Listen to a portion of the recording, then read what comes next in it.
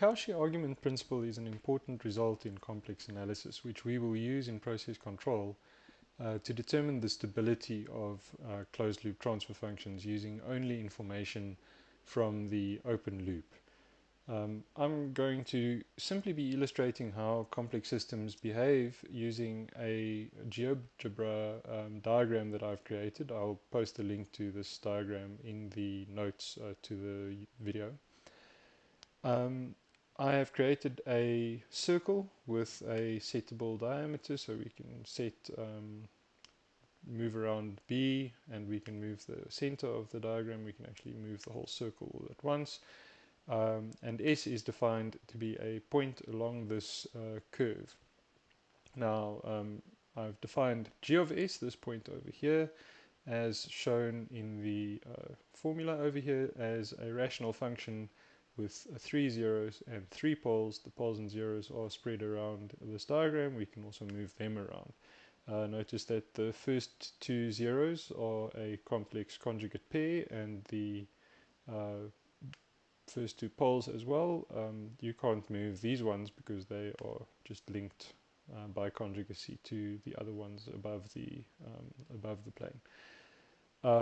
So G of S will sweep around this locus as S traverses this circle, and I've introduced a little animation effect here so that when S moves clockwise around the circle, we can see G of S moving, in this case, also clockwise around that circle. So we've got all the steps, all the components necessary so that we can observe the argument principle in play. Firstly, notice that at this point there's no encirclement, or let's say that the circle is just in empty space. The poles and the zeros all lie outside of the circle, and we can observe that the locus, which is swept by G of S, is also not encircling the origin. This is going to be quite important as we go along. Now, it's interesting to observe that if I place the circle around one of the zeros, so that's Z3, I'm not going to place it exactly on it so that you can see Z3. Notice that now, as S goes around this locus, G of S traverses around the origin as well. And it does so in such a way so that G of S moves in a similar direction. So in other words, G of S moves clockwise as S moves clockwise. If I enclose a pole with this shape, so now the circle is enclosing a pole, notice that again G of S is encircling the origin, the image of G of S, which is the name for this locus. But now the traversal is happening in the opposite direction. So let's see what happens if I encompass both the pole and a zero. And so now let's make that a little bit easier to see. Notice now that our circle encloses P3 and Z3, but if we watch carefully, there is no encirclement of the origin. So G of S appears to sneakily avoid the origin, avoid going around the origin. And we can actually play around with this. I find this actually quite enthralling to play with these different effects. Notice that as I move the pole at the point where the pole exits that curve, we go from having no encirclements, and then that image wraps around and actually starts encircling the origin. As I move away, and as Z, at the point at which Z3 exits the circle, G of S no longer encircles the origin. And so this is actually a general principle. So we can, for instance, say, let's take 2 poles and 2 zeros. Here we have 2 poles and 1 zero, and if you watch carefully now, there is one encirclement. And so we see here from just verification from kind of observation of this that there is a net encirclement in the same direction equal to the number of zeros minus the number of poles. We go once around in the same direction for each zero, which is enclosed within the shape, and once in the opposite direction for each pole, and that adds together. So if I have a pole and a zero, I will add net 0 times. So how we will use the argument principle in process control is we will most often be interested in trying to find out whether the poles of a closed loop transfer function lie in the right hand plane. And we know by the argument principle that we can count things in the right hand plane if we take a contour which is large enough.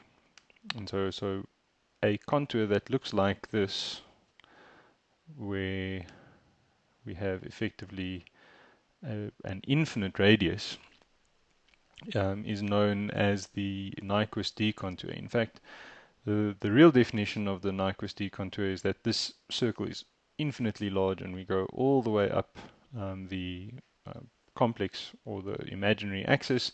We come around and meet back up here.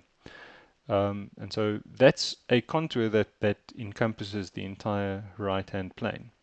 And I have here a notebook where we can easily see how we will be able to check for closed loop stability. So in other words, we'll typically be using functions of this form, gk over 1 plus gk. And rather than check whether that has roots poles in the right-hand plane, we'll just check whether this denominator here has roots in the right-hand plane. In other words, we will actually be counting the zeros of 1 plus gk. And not to put a fine point on it, but we've just seen that actually the argument principle only counts the difference, right? So it counts the difference between the zeros and the poles. And in most cases, we will be assuming that 1 plus gk does not have any poles in the right-hand plane. Of course, if it does, we can just subtract and check the rotations or the encirclements of the origin of 1 plus gk. And now if we plot that, so here I've plotted a similar contour. This is now gk as s goes through the d contour, and we can see that it's we can't see the direction, but we can see that there's no encirclements of the origin here. We can also pretty easily understand that if I'm looking for encirclements of this shape, which is 1 plus gk, that will be the same as gk. So if I've also plotted gk over here, and so that's 1 plus gk, this is gk.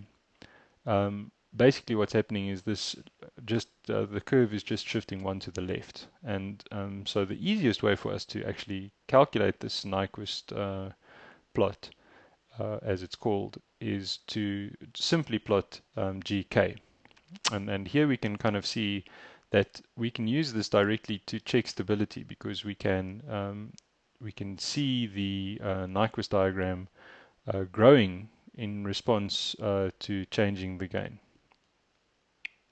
Let me just run all of these cells.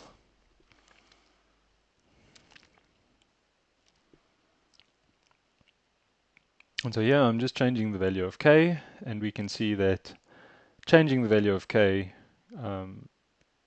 simply increases or decreases the shape, the size of that shape. And remember that we are checking for encirclements of this -1 point. So this allows us very clearly to state this, the reduced Nyquist stability criterion, which is now from the argument principle. It follows from the argument principle that I illustrated before, but for this very specific contour, which includes the real or the imaginary line and this infinite distance away from the imaginary line, and we check whether there are encirclements of the -1 point. Now, Nyquist diagrams aren't easy to draw by hand.